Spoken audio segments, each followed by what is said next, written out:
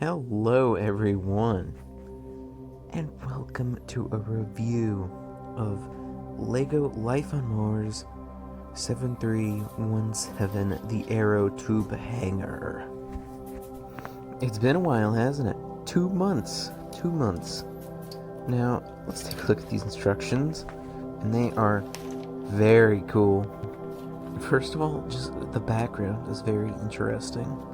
It's this very low-res green Mars picture with an orange border. I think it's supposed to be like a hollow screen, and that's why it's green.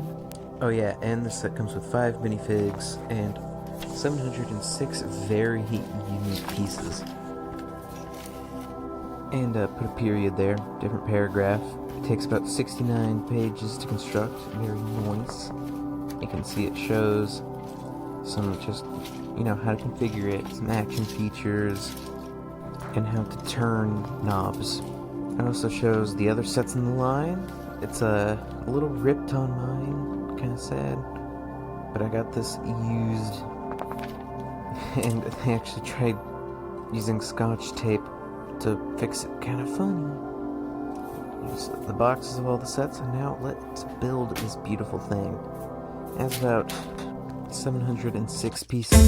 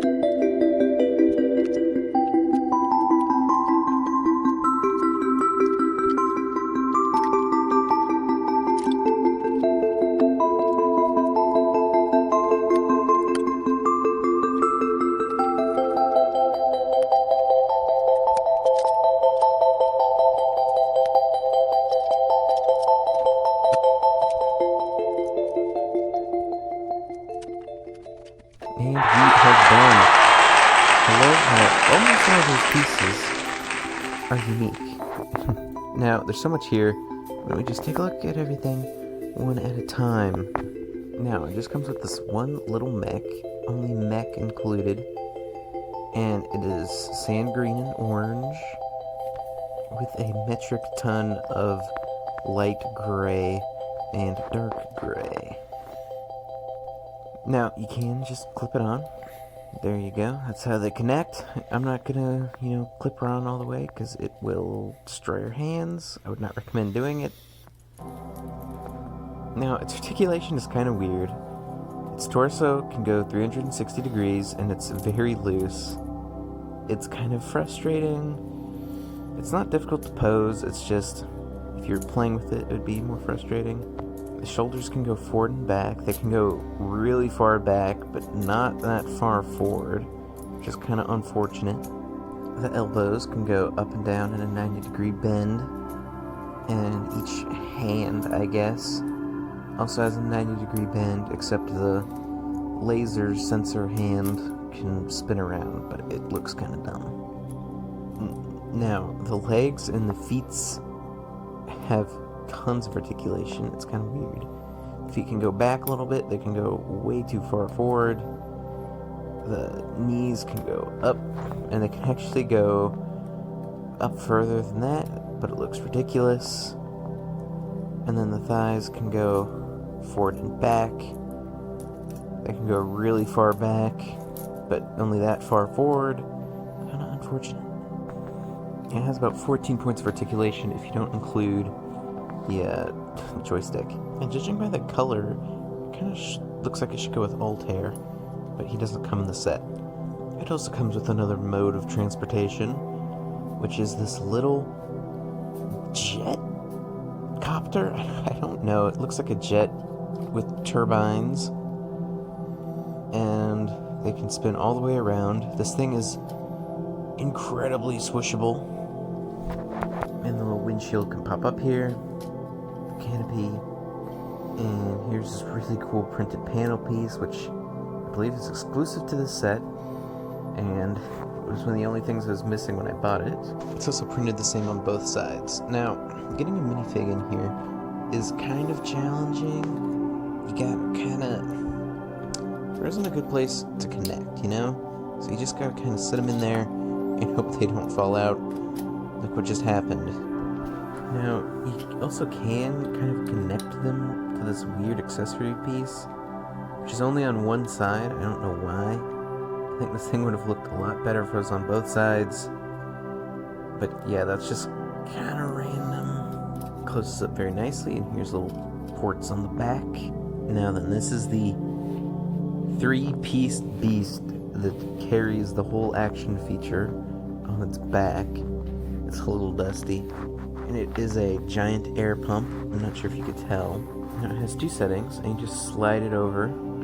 You can see that little knob there to choose what setting you want. So this one is the blow setting. It's a blowing air, and it's not very powerful. It really needs a pipe to go along with it. And then the other setting, no surprise, is the suck setting, and it sucks air in. The pump's going the other way.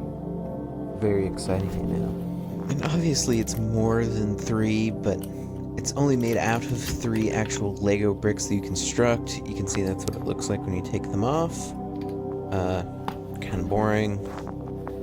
It's also hollow on the bottom, not very exciting. I guess we'll take a look at these real quick. These are the actual Aerotubes, and they are transparent. They do not fit a minifig, but they do fit a Martian. And these weird Martian trays, you can see they slide very well. If I let go of it, there we go. And speaking of these weird trays, they're very strange. They're hollow on the back, and you can't really do anything except put a Martian in there. They do have a hole where the head goes. I don't know why I'm trying to put it upside down. There we go. And it's a very snug fit. You could fit like half of the battle droid in there. That's the only other thing you could really fit. And it still fits pretty well. Make sure you have the hands all the way down, or else the tube will break the hands off. I know from experience. And it's a system that just works really well. And just real quick, it does come with 3 of these strange pods, 2 in black, and then 1 in glow in the dark. And it glows pretty well. There's some natural light coming in. You can see it's glowing rather well. Lego glow in the dark stuff is just probably the best. Now, let's look at some of the meat and taters of this set. This is just a tube extender and divider. You can just slide this little bit back and forth, and it will move the tube over to a different section. And here is just an extender. It's kind of boring, but it does its job well. And here are these trays. These are basically just tube exits. It comes with 3 of them, and they are identical. And they connect to things via Technic pins. And here are just 2 walkways. You can connect them together. There's so much you can do with these. I'm very happy they have them in the set, and they can basically be used anywhere. Very much appreciated. And here's this weird little, I don't know, research center? It goes on the right generally, I think. And it just has computer terminals. And this very strange umbrella with this interesting printed piece. I don't know what it's supposed to be. It looks kind of like a hat to me. And here's another one. And this one is kind of like an armory toolkit. It has, you know, a saw, walkie-talkies, a wrench, and a bazooka. I don't know. And you can just flip it back down. It also comes with, I forgot to show this before, I believe they're exclusive to the set, but it comes with like 8 or more of these little printed pieces. They're absolutely everywhere in this set. No, 10 at least. Now, we're on to our first gate, the blue gate. And it comes in sand blue and normal blue with a little bit of sand purple. We can open it up. This is how you show that it's open. And you can see the design is slightly different than the one that came in the excavation searcher. You can see, besides the obvious, it's a little bit wider and just little aspects are different. You can just see. I also find it very interesting that they use these gun pieces as just kind of gates. And by the color scheme, you can tell that this is intended for the Red Planet Protector. It also has the Red Planet Protector symbol on top. And this is the red gate. It is built exactly the same. Just uses sand red and normal red. And you can tell it's for the Recon Mech RP. Now, this is the main attraction. And this is just gargantuan. I'll bring Tahu out a little bit later. And it's just humongous. So let's jump right in. It has a little crane up here on a swivel. You can see this is where the main pump would go. And it has lots of Technic pin ports. That was a big thing about this line, is you could, you know, everything's modular, which is awesome. So if you want, you can put a pathway there or there. Totally up to you. And this set comes with another one of these big energy rocks. And it has a totally natural hook on top. Kind of weird. You just pop it open. Maybe. There we go. And it comes with a blue energy crystal thingamabobber. You know, Lego Energy MacGuffin, which you kind of miss. You just close it right back up. What you're supposed to do is you can either put it there, pick it up with the crane, pick it up with the mech. It's kind of frustrating. I don't know, it's kind of a annoying feature to me. I guess at least it's there. You can just lift it up, and if the crane's on a swivel, you can just move it back and forth. I guess it's useful. And then you can just plop it right back down.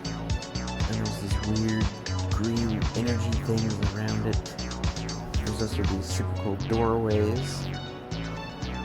And this is the main, I guess, entrance to the Aerotubes.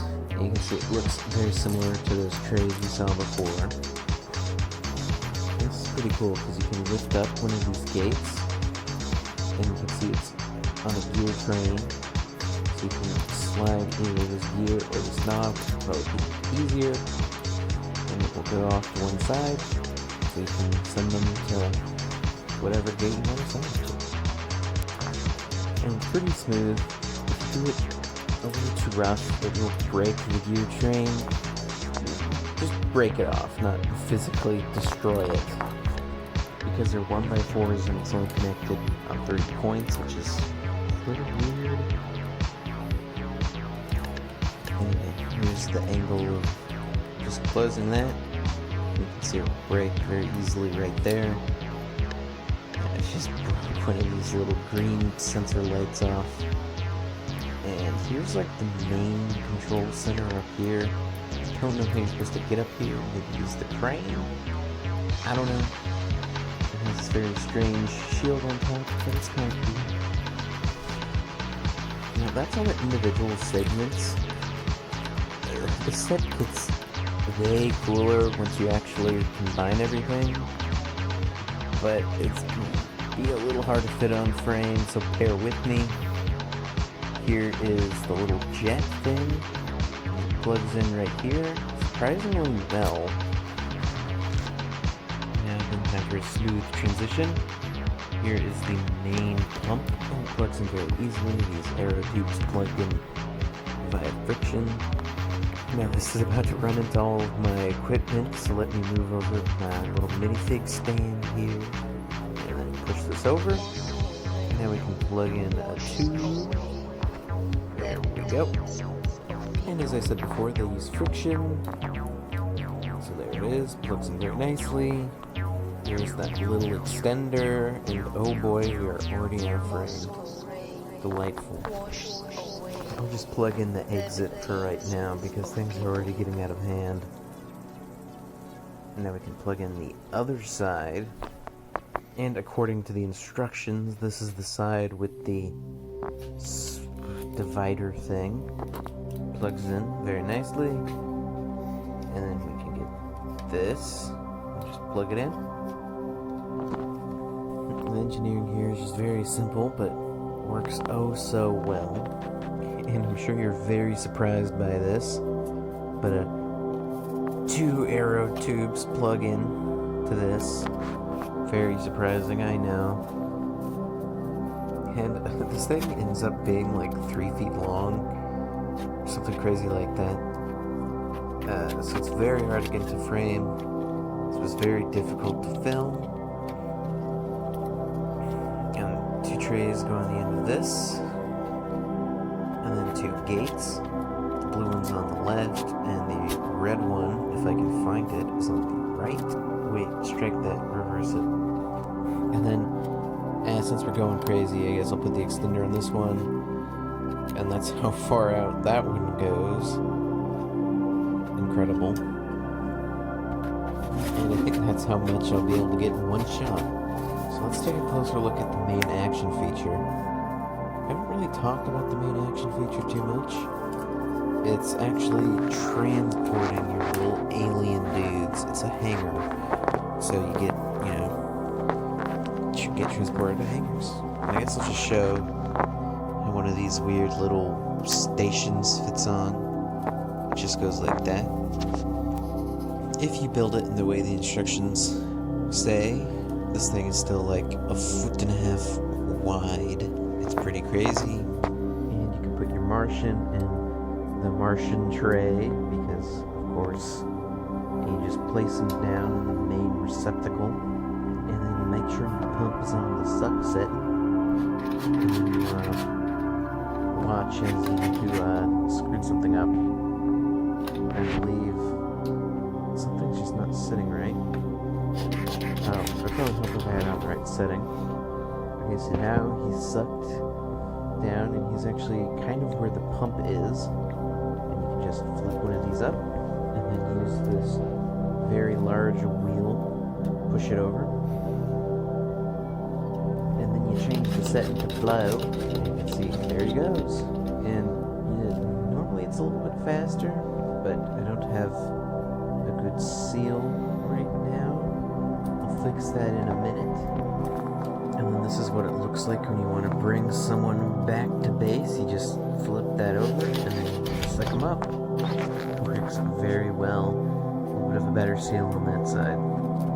Yeah, it's kind of hard to see what I'm doing, but I'm just centering the Aerotube, and you can just push the guy back into base. I'm pretty sure all of them do this because I've seen multiple of these, and I have rebuilt this one, but they always get stuck right there. Kind of unfortunate. Now, I guess we'll take a look at the gates. Here's kind of a mock-up of what it would look like. The pump is totally not right here. You can see, it works very well. It's very fast. And then here it is going in the opposite direction. A little bit slower, but it still works just fine. And there's a couple things you can do with these trays. One thing that's kind of a fun alternate is to put one of these little stations here. And I'll just take this off so it'll fit on camera. You can see it holds it up surprisingly well. And then you can just place your dude and then suck him up. There he goes. That's not what this set's intended for. The thing that I imagine most kids do, and this is how I have it displayed, is you place the gates here. And it's also compatible with any structure in the whole series, which is very nice. So here's the one from the excavation searcher, and it just plugs in right there. Still, it trips a little bit, but it still holds it up rather well. And let me just change the setting of the pump, and you can see it just spits the guy right back out. I love that sound. Too bad Ganache does not revisit the ASMR. And here's the normal setup for the other side. You can see the blue and the red gates, and they are connected to this divider. I'll use the glow-in-the-dark sleigh for this one. Sleigh, tray, whatever. So you see it's connected to the red one, and oh boy, that was fast. You can just flip that up and push that down, and then they can go to the blue one. It's very, very efficient and fun. There's this, I don't know, model train set feel. I don't know, it's so cool just seeing things move and just stuff happen, you know? Now, I actually don't have the Recon mech or the Red Planet Protector, so I guess I'll just use the Excavation Searcher in its bipedal mode, just to kind of show you what it would look like when a mech is docked here, because that's what they're for. So you just close the legs up, close that, and then put that over the windscreen. Oh no, I found. So it just plugs in. Very nice. And it would work better for the ones it's intended to, because the other two mechs are proportioned differently from this one. And you just pull it out. It's a pretty cool and fun system. Very nice play pattern, if I do say so myself. And this is probably one of the biggest complaints I have with this set, is this little mech doesn't have any Technic ports on the back, which is very weird. They could have fit one there. It would have had to be like a weird color, maybe, just to go with the color scheme. But they could have fit one there. I don't know why they didn't. It kind of drives me cray-cray. Well, it's already time for the minifigs. Here's good old Vega. He's kind of boring. He's in a bunch of other sets. And here is Cassiopeia, the token female. She's pretty cool. She has this purple outfit, which is unique to her. And she just has these very feminine eyelashes. Her face is kind of plain besides that. She's kind of like Vega, just with pretty eyes and a cool costume. And here's one of my favorite guys, Mizar. His suit is the same color as the whole set, which is sand purple. Very interesting. And, I don't know, just a cool looking figure. I think the teal works very well with the sand purple. And here's his face print. He looks kind of shifty or something. He has this cool mask. Very interesting. And here is Arturus. And he has a red suit. And, you know, right off the bat, I'm just going to say it. Something I find very interesting about him is he has a different skin tone. I think that's so cool. It's kind of a spring green, and he actually has different eyes. His eyes are red, and he just looks different. I think it's pretty cool, and he's very unique. And here's our final guy, Rael. And I don't know, to me he kind of looks like the leader. He has a darker skin tone, it's just kind of like a dark green. But he has this crown, and he has this weird, I don't even know what it is. He has this weird circle on his torso. It kind of looks like a thermal detonator from Star Wars. I don't know. He's very interesting though. And he has a black costume. And I would argue he is the most Kermit-like. And if you wanted a closer look at these trays, here they are. They're kind of strange. And the guy just fits in there very nicely. And they're exclusive to the set. Now then, would I recommend this set?